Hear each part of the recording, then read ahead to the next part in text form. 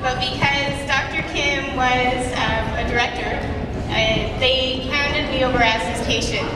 So once they handed me over as patient, he instructed them to keep going. He says, she just looks too young, let's not give up on her, and I'm very glad he did it. So they had something in the rig in the ambulance that day, which is called the EZ-IO. So the EZ-IO is a special drill that contains cardiac medicine, and they had just got it in this rig about a week prior to this event. So they brought that over to me, drilled it into my arm, and gave it one last roll with the shock, and brought me back. At that point, I didn't come alert, but I did get a heartbeat back, and they sent me off to Hoag Hospital in Newport Beach, and after that, I was in induced coma for about a week. But fortunately, with the sequence of events that happened, I was able to come out and had a full memory, was able to jump back into it.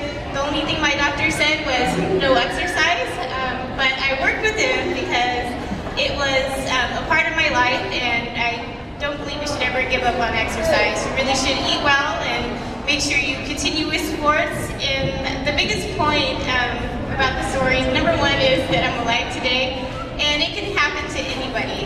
The reason for this happening to me not because of heart disease, but it was because I had a chemical imbalance with my heart that day. So my heart was beating. It's because I was dehydrated. I had low electrolytes, low potassium, and I was just exhausted from that day. So my heart just fluttered and stopped. And that can happen to any one of us here, especially our kids. So what I'd like you to do right now is just stop for a moment and take a deep breath in and breathe out. Do it again. Breathe in and breathe out. So doesn't that feel great to do? Yeah, everybody should say yes. It feels excellent. We should be happy to be alive today. So one thing you should do, I think, is go on to the American Heart Association at, it's called cpr.heart.org, and they have a hands-only video demonstration that I think you should sit down as soon as possible with your kids to watch, because they could be saving your life one day, right? It's really important, super easy to do.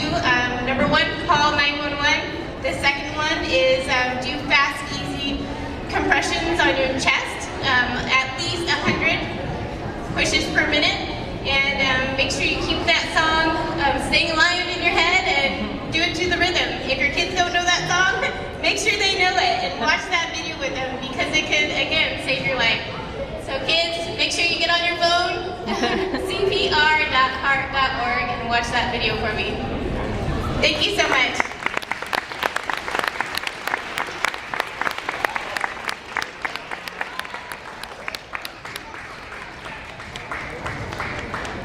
And we're actually working with the American Heart Association right now and getting the middle schools, the kids at the middle schools, it's optional, but get them CPR training as well. So anyway, so stay tuned for that. Thank you very much for being here. Isn't she awesome? She is alive.